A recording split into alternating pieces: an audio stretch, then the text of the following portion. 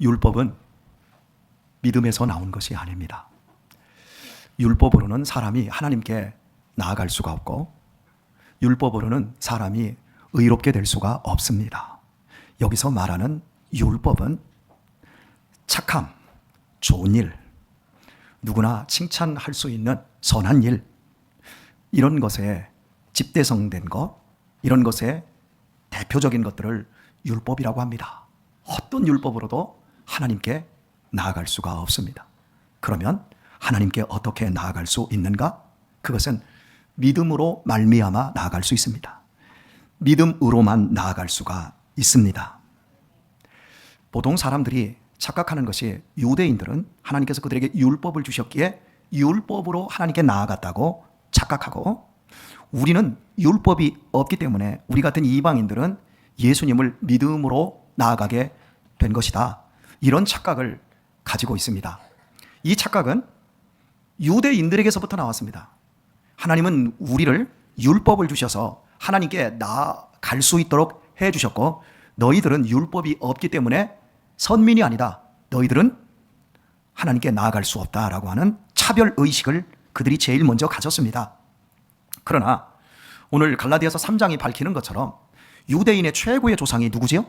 아브라함입니다. 그런데 아브라함이 율법으로 의롭게 된 것이 아니라 믿음으로 의롭게 되었다. 아브라함이 이 땅에 오기 전에 율법이 먼저 온 것이 아니라 아브라함은 지금부터 4,000년 전의 사람이고, 율법이 이 땅에 온 것은 지금부터 1,400여 년 전 모세 시대에 온 겁니다. 600년 이상의 갭이 생깁니다. 그래서 하나님께서 믿음으로 아브라함과 그 후손인 유대인들을 믿음으로 받아주셨고 믿음으로 나아가게 하는 것을 허락하신 이후에 율법을 주었다. 순서가 이렇게 다릅니다. 사람이 율법을 그럼 지킬 필요가 없습니까? 아닙니다. 율법은 우리가 왜 지키냐면 우리를 하나님이 믿음으로 용납해 주시고 하나님 면전 앞으로 나아갈 수 있게 하심으로 말미암아 우리들이 하나님의 자녀가 되었습니다. 그 자녀들은 당연히 하나님의 율법대로 누구보다도 선하게 착하게 살아야 합니다. 우리의 신분을 하나님이 용납해 주셨습니다. 우리의 수준과 상태는 못난 그 모습 그대로이지만 우리를 당신의 생명책에 예수님의 피글씨로 새겨 놓으셨습니다. 그래서 우리는 분명히 하나님의 자녀 되었습니다. 이것이 우리의 신분입니다. 문제는 우리의 수준이 안 된다는 거예요. 우리의 수준이 하나님의 자녀가 될 만큼의 실력이 없습니다. 그래서 율법을 주고 이 율법을 힘써 지킴으로 말미암아 너희가 하나님의 자녀된 신분에 걸맞는 상태로 변화되고 실력을 갖추라고 한 거예요. 이래서 하나님이 아브라함의 후손들에게 율법을 주었는데, 이 율법을 지킴으로 말미암아 우리는 죄인이구나, 이게 율법이 안 지켜지는구나, 율법에 흠이 있거나 율법에 결함이 있어서 못 지키는 것이 아니라 율법을 지키는 내가 안 되는구나. 그래서 하나님 더 불쌍히 여겨주세요. 하나님, 나 이 율법을 지킴으로 하나님의 거룩하심처럼 나도 거룩해질 수 있도록 하나님 은혜 베풀어 주세요. 여기에 심령이 가난하게 되고 여기에 애통하는 자가 되는 겁니다. 그런 사람에게는 계속해서 믿음으로 하나님 앞에 나아갈 수밖에 없는 거예요. 그런데 유대인들이 우리는 믿음으로 말미암아 아브라함처럼 하나님께서 용납해 주신 사람이 되었는데 우리에게 율법을 주어서요, 율법을 지킴으로 말미암아 신분에 걸맞는 사람으로 변화되는 그 과정 속에서 그들은 착각을 한 나머지 믿음을 잃어버리고 율법을 지켜서 하나님의 자녀된 신분을 얻어내자 쟁취하자로 가버렸어요. 그리고 율법을 열심히 지킵니다. 열심히 지키는데 외형적으로만 지키는 거예요.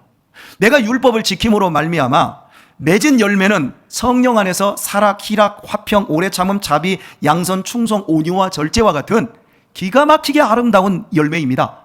그런데 이런 열매는 하나도 안 맺고 나는 주일 지켰어, 나는 안식일법 지켰어, 나는 11조법 지켰어, 나는 철저하게 금식하는 거 지켰어, 그래서 나는 이제 하나님의 자녀된 신분을 오늘까지 적립하기를 마일리지로 30% 적립했어. 앞으로 10년만 더 하면 60% 적립이 될 거야. 그리고 앞으로 조금 더 열심히 하면 95%까지 적립이 될 거야.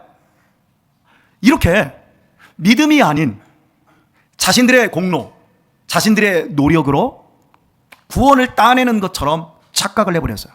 그리고 마음은 더욱 사악해졌습니다. 아브라함의 믿음을 잃어버린 나머지 유대인들은 몽땅 하나님의 구원을 오해하고 결국 그 모든 구원을 잃어버리고 말았습니다. 하나님께서 믿음으로 우리를 용납하시고 당신 앞에 나아오는 것을 허락한 이 복음은 인간에게서 나온 것이 아니라 하나님으로부터 나왔습니다. 복음을 들을 수 있는 누구나 하나님께서 받아주기로 원하신다는 거예요. 누구든 나와도 된다는 거예요. 누구든 이 복음을 믿고 나오기만 하면 내가 다 받아주겠다, 내가 다 받아줄 준비가 되었다, 이렇게 우리에게 은혜를 베풀어 주시는 겁니다. 하나님께서 아브라함을 받아주시고 아브라함을 믿음의 조상으로 선택한 이 믿음의 방법은 실은 그것이 모형이에요. 모형. 그 실체는 예수님입니다. 자, 여러분, 촛불이 강해요? 이 전기불이 강해요? 자, 달빛이 강해요? 별빛이 강해요? 달빛이 강해요? 별 수만 개가 떠도, 수십만 개, 수천만 개가 떠도 밤하늘에 달빛을 능가할 수가 없습니다. 그죠? 그러면 달빛이 강해요? 태양빛이 강해요? 태양빛이 강합니다. 태양 앞에서 그 어떤 이 세상의 빛도 무용지물입니다. 아브라함이 믿음으로 구원받는 이 원리는 촛불이라고 할 수 있겠습니다. 그런데 이 땅에 예수님이 오셨어요. 예수님이 병 고쳐준 사람들이 착한 사람들입니까? 악한 사람들입니까? 몰라요. 예수님이 귀신을 내어 쫓아준 사람들이 깨끗하고 거룩한 사람들입니까? 더럽고 지저분한 사람들입니까? 확실한 건 더럽고 지저분한 거예요. 귀신 들린 사람들은 더럽고 지저분합니다. 그런데 예수님이 그들에게 손만 대면, 예수님이 그들에게 말씀만 하시면 그들 모두는 깨끗함을 입었습니다. 예수님께 내 눈을 열어달라고 했던, 나 좀 보게 해주세요 라고 했던 소경 바디메오, 그리고 10명의 문둥병자들, 그 사람들이 깨끗하고 존귀해서 자기들이 굉장히 훌륭해서 예수님 보게 해주세요, 고쳐주세요, 그래서 하나님이 그들을 고치시고 그들을 보게 해주셨나요? 아닙니다. 그들의 조건과 여건이 아니라 예수님 편에서의 은혜를 선물로 베풀어 주신 거예요. 그래서 예수님께서는 네가 믿으면 영광을 본다, 네 믿음대로 될지어다. 그리고 그 믿음대로 그들의 형편과 처지와 그들의 착함과 그들의 악함을 따지지 않고 그들 모두를 예수님께서 구원하시고 그들을 새롭게 해주셨습니다. 이게 복음의 원리예요. 그래서 예수님 안에서 어떠한 죄인도, 어떠한 심각한 사람도 모두 변하여 새롭게 될 수 있다. 믿기만 하면 살 수 있다. 믿기만 하면 회복될 수 있다. 믿기만 하면 능력을 입을 수 있다. 그것을 태양빛처럼 비춰주신 겁니다. 여러분, 예수님을 믿기만 하면 구원 얻는 줄 믿습니다. 믿으시길 바랍니다. 그런데 아마도 여러분 마음속에서는 뭐 우리를 애로하는 거야? 우리를 무시하는 거야? 아니, 정말 믿기만 하면 구원 얻는다고? 그게 여러분 믿겨지십니까? 아니, 믿어도 좀 착해져야지, 믿어도 좀 사람이 괜찮아야지. 믿는 것은 믿는 것이지만 그 믿는 것에 우리의 노력도 분명히 있어야 하나님께서 우리를 받아주시고 우리를 하나님의 자녀로 인정해 주시지 않겠어? 어떻게 믿기만, 100% 믿기만 해라, 거기에 0.1% 인간의 공로나 노력이 가미가 될 수 없다. 여러분이 그렇게 이야기한다면, 아니 여러분의 속에서 그런 의심이 생긴다면 따라서 합시다. 당연하지.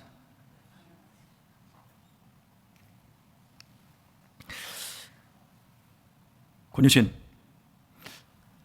연보영, 그리고 우리 연세 드신 우리 김경숙 원사님 세 분에게 물어보겠습니다. 잘 들으세요. 어려운 질문입니다. 제가 밖에 나가가지고 다른 사람에게 내가 1,000원을 받아왔어요. 내가 1,000원을 받아올 수 있을까요? 없을까요? 아니 그냥 1,000원이 나한테, 그 사람들이 누군가가 나한테 1,000원을 줄 수 있대. 그래서 내가 1,000원을 받아올 수 있어. 내가 받아올 수 있을까요? 못 받아올 수 있을까요? 보영이 한번 생각해봐. 뭐요? 대답해 안 해. 유신이도, 김경숙 원사님도 대답했어. 보영이는 뭐요? 1,000원 받아올 수 있을까? 못 받아올까?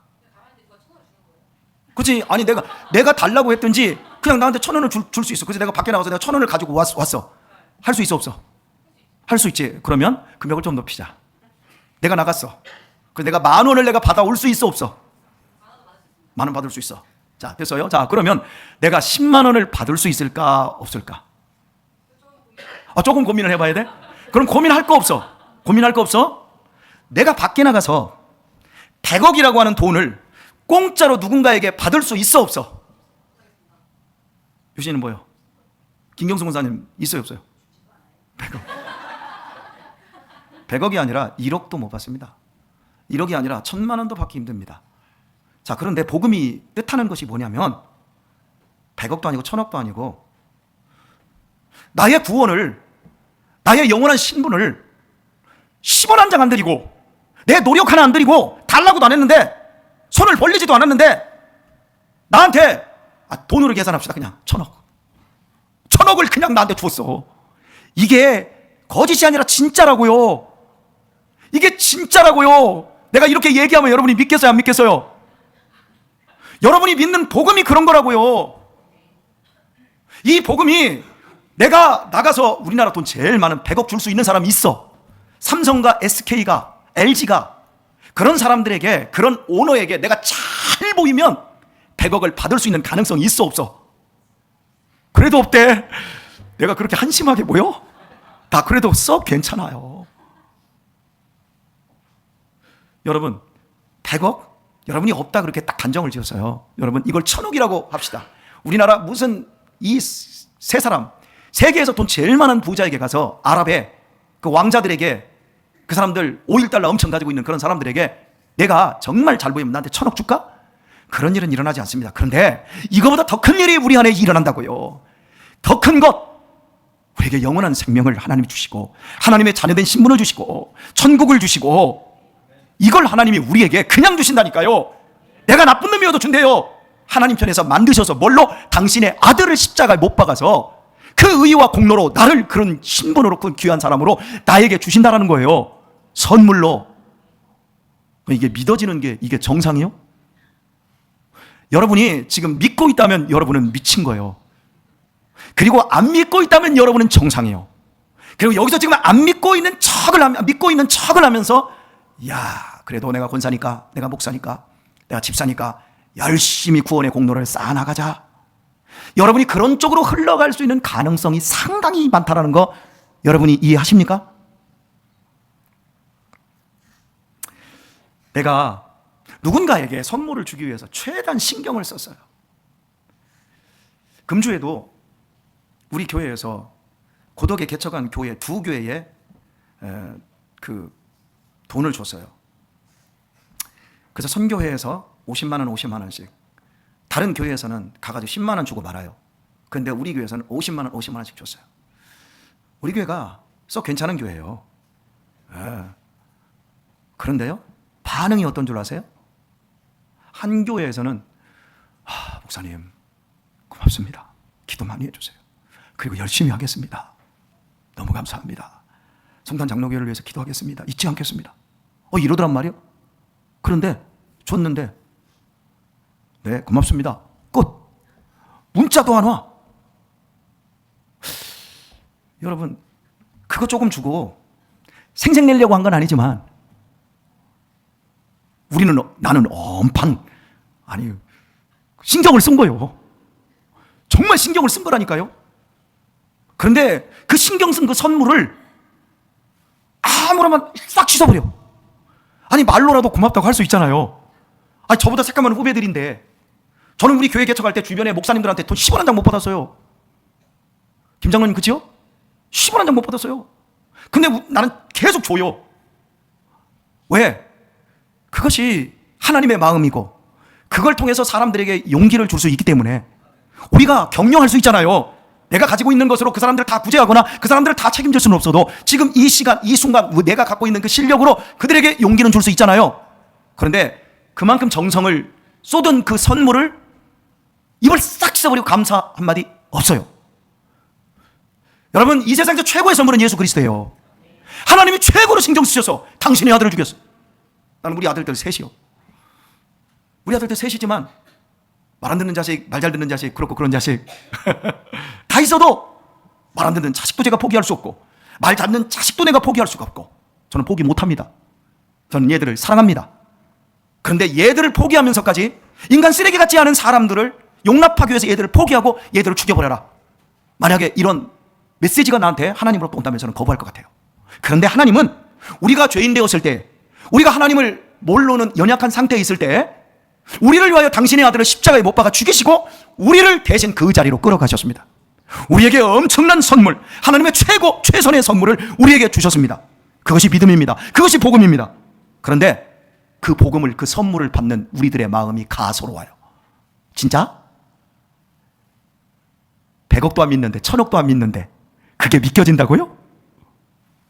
그래서 그 믿음까지 하나님이 우리에게 선물로 주셨어요. 에베소서 2장 8절 말씀입니다. 너희가 그 은혜를 인하여 믿음으로 말미암아 구원을 얻었나니 이것이 너희에게서 난 것이 아니요 하나님의 선물이라. 최고의 선물을 하나님이 주셨습니다. 복음은 하나님의 은총이고 선물입니다. 그런데 보세요, 그딴 거죠. 나 그런 거 필요 없어. 아니, 복음을 주려면 나한테 다른 거 주면 안 돼? 돈. 자꾸 구원 얘기하지 말고 거기다 1원 못해서 10원 줘. 그럼 내가 교회 갈게. 어린 시절에 전도하면서 사람들이 그렇게 약 올리던 게 바로 그거 아닌가요? 여러분에게는 이 엄청난 복음, 이 엄청난 이 선물을 지금 받았다라는 거, 인간에게서 도저히 나올 수 없는 이 선물을 받았다는 게 믿어지십니까? 믿어질 때까지 설교를 해야 되겠다. 오늘 말씀 뵙도록 하겠습니다. 혹시 목회자 이중직이라는 말 많이 들으시죠? 오늘 목회자가 이제 다른 직업을 가질 수 있느냐 없느냐, 이 신학적인 문제가 이미 결말이 젖었습니다.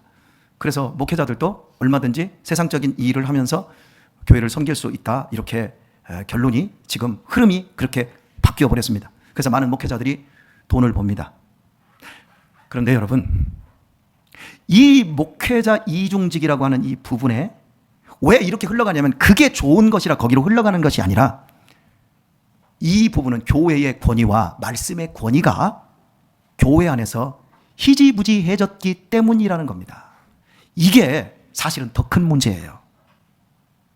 자, 여러분, 교회에 목사가 왜 필요하죠? 목사가 왜 목회에 전념하고 말씀에만 전념해야 되죠? 오늘날 사람들이 질문을 하는 거예요. 왜 목회자가 일하면서도 얼마든지 택시 운전하고 버스 운전하고 목회자가 밖에 나가서 얼마든지 다른 직업을 갖고 목회를 설교를 할 수 있지 않느냐? 그게 더 좋지 않느냐? 그러면 교회에 부담도 되지 않고 성도들도 더 이상 부담이 되지 않는 거 아니겠느냐? 좋게 느껴지지만 여러분, 왜 목사라는 제도가 필요하죠? 목사가 여러분 성경에 나옵니다. 그냥 우리가 교회의 필요를 위해서 만든 게 아니라 목사, 장로, 집사라는 제도는 교회에서 필요하기 때문에 하나님께서 처음부터 만들어주신 제도예요. 여러분이 개혁주의 신앙을 얘기하고 청교도 신앙을 들어보셨죠? 그 이 핵심이 뭐냐면 하나님 중심, 성경 중심, 그러니까 말씀 중심, 교회 중심, 이 세 가지예요. 그런데 여러분 아세요? 청교도 중심의 핵심은 네 가지예요. 목사 중심이에요. 왜냐하면 여러분이 하나님을 어떻게 믿어요? 여러분이 하나님을 보고 믿어요? 여러분이 하나님을 믿는 방법은 하나님의 말씀을 통해서 하나님을 이해하고 여러분이 하나님을 그렇게 믿는 거예요. 말씀을 통해서. 그래서 성경 중심, 교회 중심, 하나님 중심이라고 하는 것은 결국은 목사의 설교를 통해서, 목사의 말씀을 통해서 성도들이 신앙생활을 하게 되어지는 거예요. 그래서 루터는 종교개혁을 처음 해놓고 목사는 신부보다 100배나 위험하다. 왜냐하면 목사가 설교를 함에 있어서 성경을 성경대로 풀지 않고 하나님의 관점에서 풀지 않고 교회 중심으로 풀지 않고 자기의 임의적으로 성경을 정치적으로 그 시대의 어떤 산물로 상황 윤리에서 자기 그 또 환경의 그 테두리 내에서 설교를 하면서 이걸 잘못된 길로 이끌 수 있기 때문에 훨씬 목사가 신부보다 위험하다, 그런 거예요. 그런데 여러분 보세요. 이중직의 핵심이 뭐냐면 교회의 권위가 무너진 거예요. 왜 권위가 무너졌냐면, 자 보세요. 목사가 설교를 안 해도 얼마든지 인터넷으로 다른 걸 들으면 깨달아져. 나도 성경 읽으면 그 정도는 나도 깨달아질 수 있고, 나도 책을 읽으면 그 정도는 나도 깨닫고 나도 할 수 있어. 목사님 설교를 들어봐도 식상 안 해? 아직 저것밖에 안 돼? 목사가 필요가 없는 거예요. 그러니까 여러분 오해하지 마십시오. 제가 목사한테 잘하라고 지금 여러분에게 가르치는 게 아니라 목사가 잘해야 된다는 거지 얘기를 하고 있는 거예요.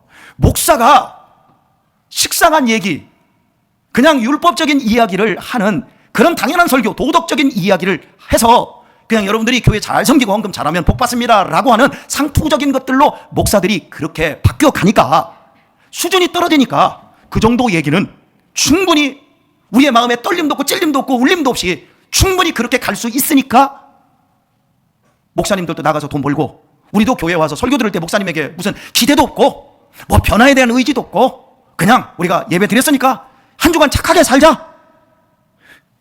하나님 중심, 교회 중심, 목회자 중심, 말씀 중심이 다 사라져버린다라고 하는 이 증거가 오늘 목회자 이중직으로 나오는 거예요.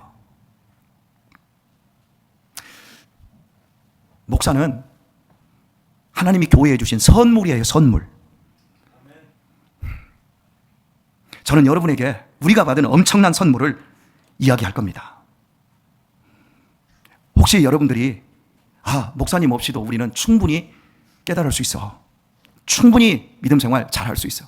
지금 여러분들이 지금 믿음 생활하는 이 부요함이 목사 없이도 충분히 가능했고 앞으로도 가능할 것 같으면 그런 분들은 회중교회로 가세요. 목사가 없는 회중교회로 가세요. 우리 교회는 지금 어떻습니까? 저 목사 없어도 될까요? 고개를 흔드는 사람은 5사람. 제가 말씀에 집중하지 않으면, 그리고 여러분들이 이 교회에서 설교에 집중하지 않으면 하나님의 교회는 무너지는 겁니다. 하나님께서 최고의 선물이신 복음을 어디에 담아서 주었냐면 교회에 담아 주었어요. 하나님이 이 교회를 세우셨고 이 교회를 통해서 우리를 빚어가고 계십니다. 자, 우리 강경원 전도사님 있죠? 이 교회 오기 전에 저를 만났습니다. 참 옛날 얘기 어줍지 않지만 나는 그래도 불교 쪽이 가깝습니다. 중학교 2학년생이 시건방지게 그렇게 얘기를 했어요. 어쨌든 간 그러다가 이제 청소년 포상제를 통해서 교회를 왔어요. 그리고 학생의 시절, 청년의 시절을 지난 후 한남대학교 갔다가 나는 신학을 해야 되겠습니다. 네가 뭔 경험했어? 네가 하나님의 능력 경험했어? 하나님의 은혜, 네 부르심 확실하게 받았어? 아니요. 근데 간대요. 그게 제일 좋을 것 같대요. 갔어요. 그 총신대 딱 들어가자마자 너 교회에서 나가. 우리 교회 있지 마. 가서 이제부터 훈련 좀 해. 엄마, 누나 입이 이만큼 나와서 왜 내쫓냐고. 어쨌든 간 나갔어. 그리고 열심히 서울에서 한 2년 사역하다가 지금은 동원교회라고 수지로 가지 않았습니까? 근데 제법 의젓해졌어. 너 하나님 만났냐? 너 하나님의 음성 들었냐? 너 산에 가서 산기도 해봤냐? 너 금식 며칠 해봤냐? 아무것도 안 했어. 그런데 믿음이 얼마나 좋아졌는지 몰라. 막 믿음이 정말 좋아졌어요. 그러더니 얼마 전에 결혼할 사람 딱 데리고 오더니 목사님, 난 목사님이 했던 대로 20살에 30살에 결혼하고 반주하는 여자하고 결혼하고 다 됐어. 그러면서 하는 말이 뭐라고 하는지 알아요? 모든 게 하나님의 은혜입니다. 하나님의 섭리하심입니다. 하나님이 확실하게 저를 이끌고 계십니다. 못 만났다니까. 그런데 교회 안에서 전도사 사역을 하면서 아니 믿음이 어떻게 그렇게 들어간다 몰라. 너무 뻔뻔해. 다른 목사들도 다 그렇다니까. 여기 장로님들도 우리 권사님, 여기 현아 너 언제 하나님 만났어? 우리 지연이 하나님 만났어?